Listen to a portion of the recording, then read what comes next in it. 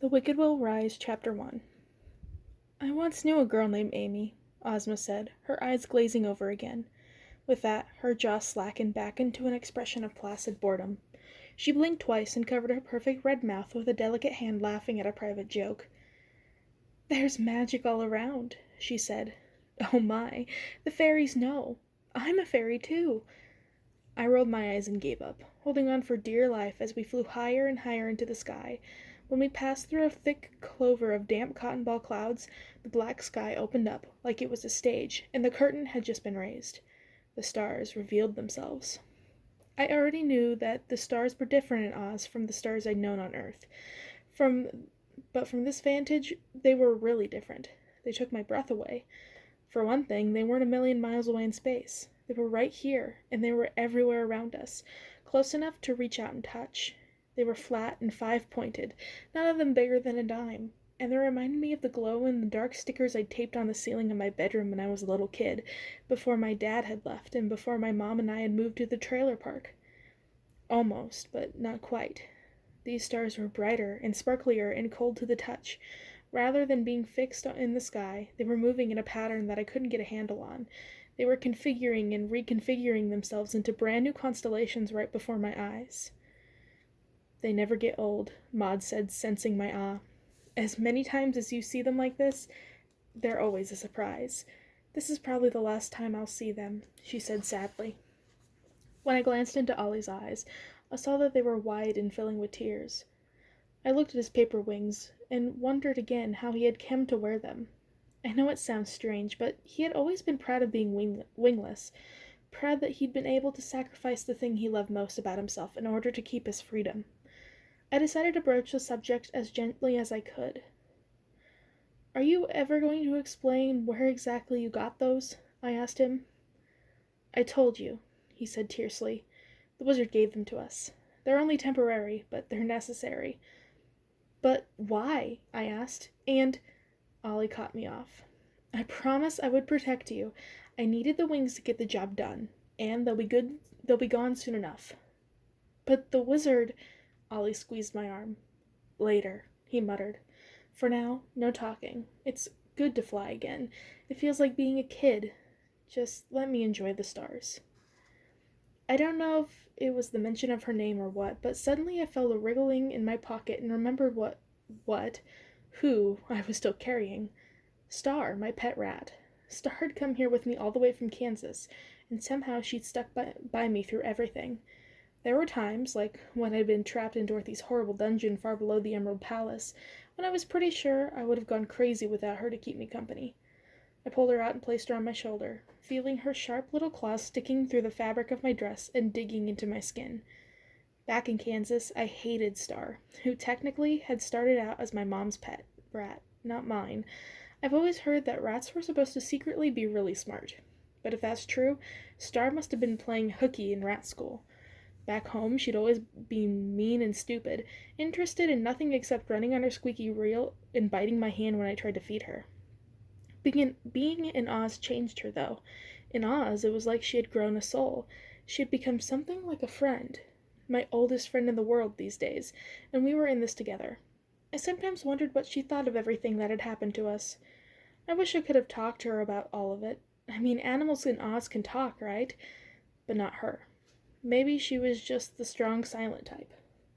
Star snuggled up in the crook of my neck, and we coasted along silently in the night, the stars brushing against my cheeks like little snowflakes. The clouds stretched out in every direction like an infinite ocean. I dipped my fingers in and let them skim the surface, scooping out little cottony pieces just to watch them melt into nothing in my hand.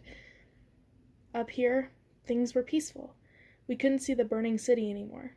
It was just us and the stars. I could almost imagine that Oz was still the place I'd read about in the storybooks. The magical, happy land of munchkins and talking animals, where witches were wicked, but could be killed with nothing more than a little old-fashioned Kansas elbow grease and a bucket of mop water. I was still imagining what Oz would have been like, the Oz I should have found, when I felt Star's little body slacken against my neck. She was asleep. That did it.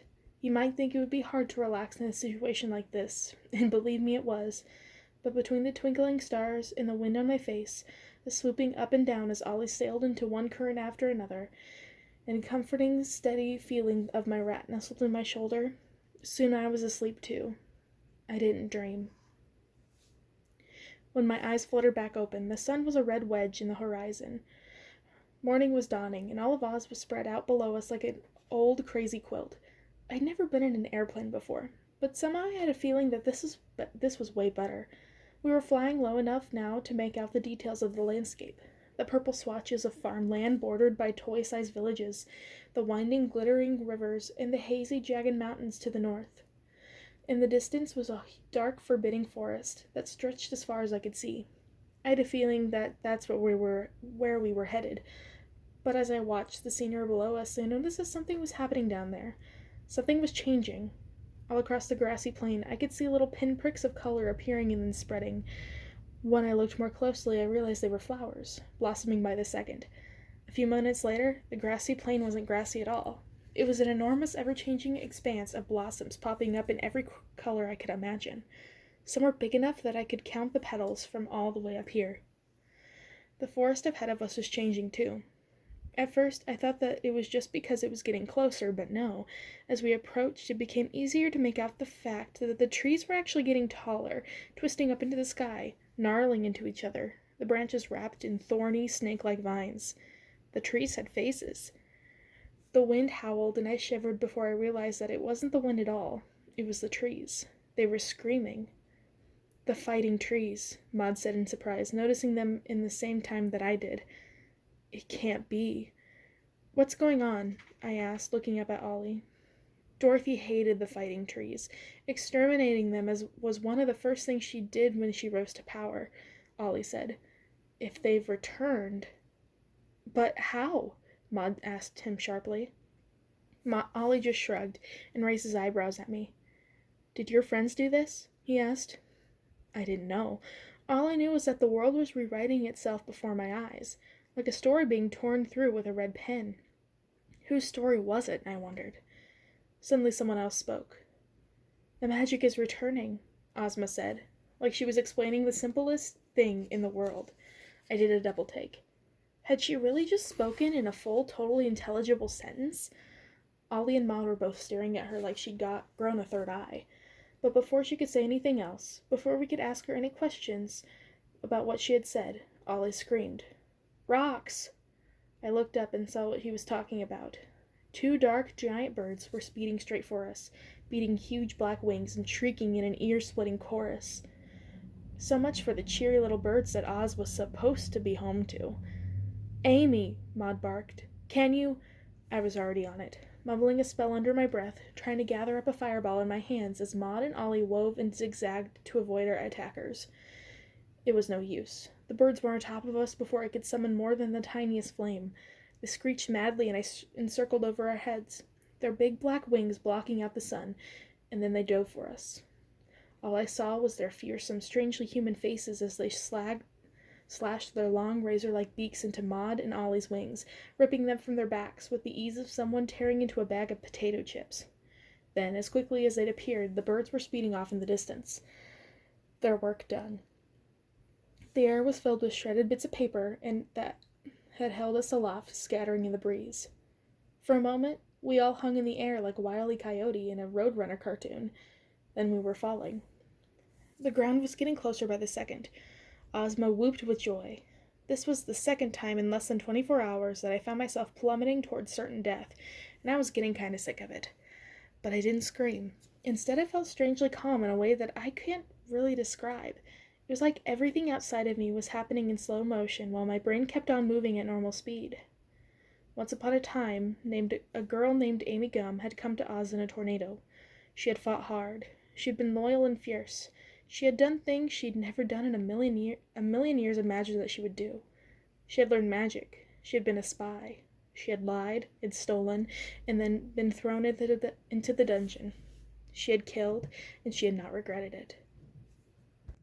She had been both good and wicked and everything in between. She had been both at once, too, until it was hard for her to even tell the difference anymore. That was my story. Well, I figured, as I tumbled from the sky toward certain death. At least the ending will be killer.